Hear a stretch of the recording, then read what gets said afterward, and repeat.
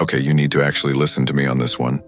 Most of you probably messed around with stuff like the Charlie Charlie challenge back in the day, right?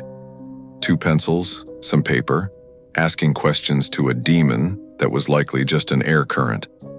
Creepy? Sure. Dangerous? Not really. But what I'm about to show you today, these are not games. And I'm not being dramatic. I've been doing this for over a decade, and the stories I've heard from people who've actually tried these, they don't sleep well anymore. Some of them don't sleep at all. So here's the deal. I'm going to tell you about 5 rituals that, according to countless accounts, summon things you really, really don't want to meet. But I need you to promise me something right now. Do not try these. I'm serious. This isn't a challenge. This isn't a dare. This is a warning. All right, ready? Let's get into it. We're starting with something that sounds almost innocent. The closet game. It's supposed to cure your fear of the dark. And honestly, from what I've read, it does. But it doesn't make you braver. It just replaces that fear with something worse. Something specific. You'd need a pitch black room, can't see your hand in front of your face dark. A closet big enough to step inside. And one single match. You kill every light in the room. You step into the closet, close the door, and then you wait. 2 full minutes in complete silence, no phone, no light, just you in the dark. After 2 minutes, you whisper this exact phrase, "Show me the light, or leave me in darkness." Now this is where it gets weird. If you hear something whisper back, you light that match immediately.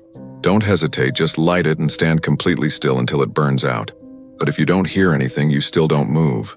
You don't turn around. You just wait. Eventually, you'll feel when it's over and you can leave. But here's the rule that makes my skin crawl. You can never look into that closet again without a light. Ever. Because people who've done this say they're not afraid of the dark anymore. They feel watched, but protected. Like something's in there with them, but it's on their side now. Until they make one mistake. Until they leave that closet door open at night. That's when they see them. 2 glowing red points, hovering in the darkness. Are they eyes? Are they the burnt-out remains of matches from others who tried? Do you really want to find out? Number 2. This one's famous. You've probably heard of it. The Midnight Man game. And if you haven't, good. Keep it that way. This ritual supposedly summons the Midnight Man, an entity that hunts you through your own house from midnight until 3:33 a.m. The traditional version involves your own blood, and I'm just going to say it right now. Don't do that. Blood rituals cross a line you can't uncross. But here's how it's described. You need a candle, a lighter, salt, paper, a pen, and a wooden door. You write your full name on the paper. You put the paper in front of the door with the lit candle on top. Then you knock on that door 22 times, with the final knock landing exactly at midnight. You open the door, blow out the candle, close the door, and then immediately relight it. Congratulations, the game has begun. Now you wander through your dark house holding only this candle. If the flame goes out, you have 10 seconds to relight it. If you can't, you pour a circle of salt around yourself and you sit there. Don't move, don't make a sound, until 3:33 a.m. If you're really unlucky, the Midnight Man finds you first.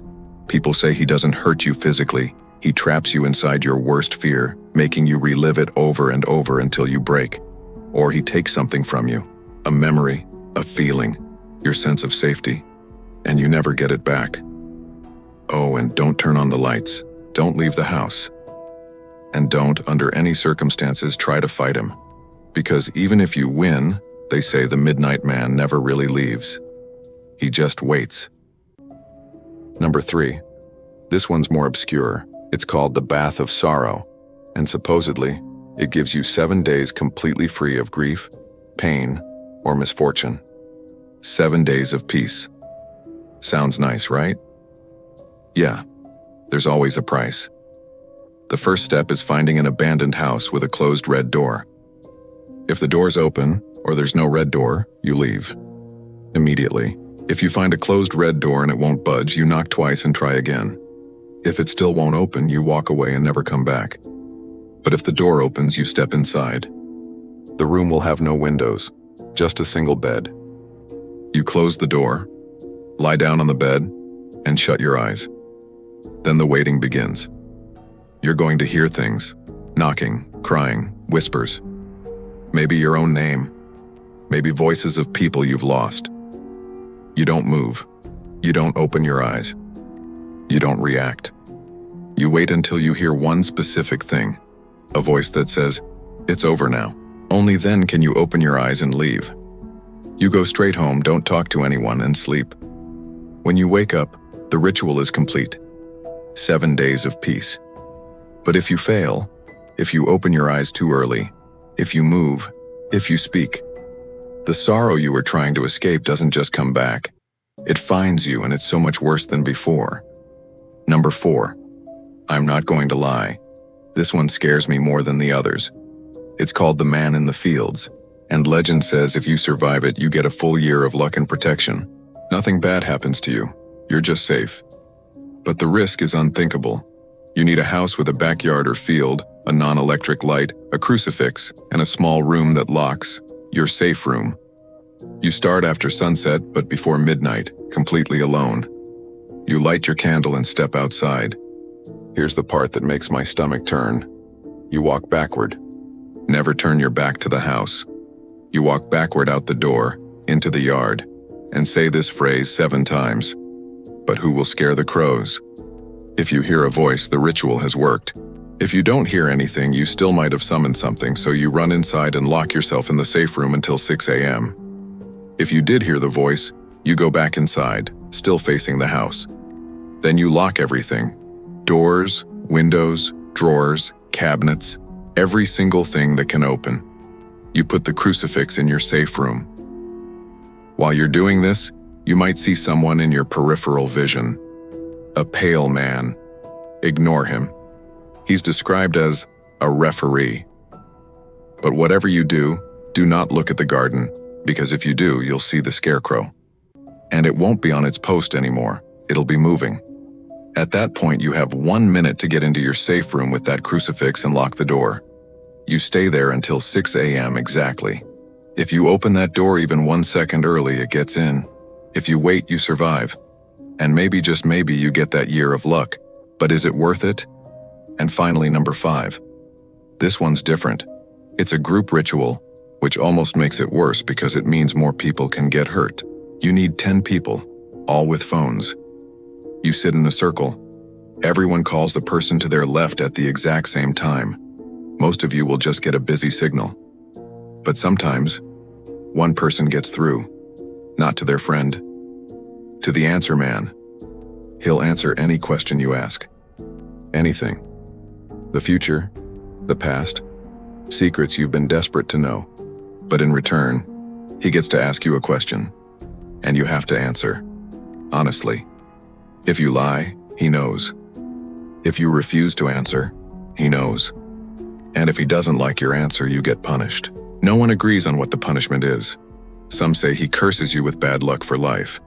Others say he just appears, in person, that night, or the next, or a week later.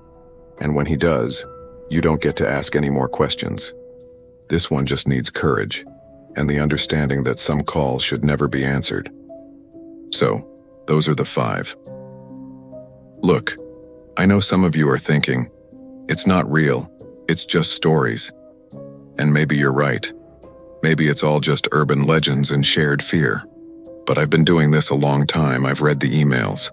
I've seen the comments from people who tried these for fun. They're not laughing anymore. So I'm begging you, just don't. Don't test it. Don't try to prove me wrong. Some doors are better left closed. Some questions shouldn't be asked. And some games aren't games at all.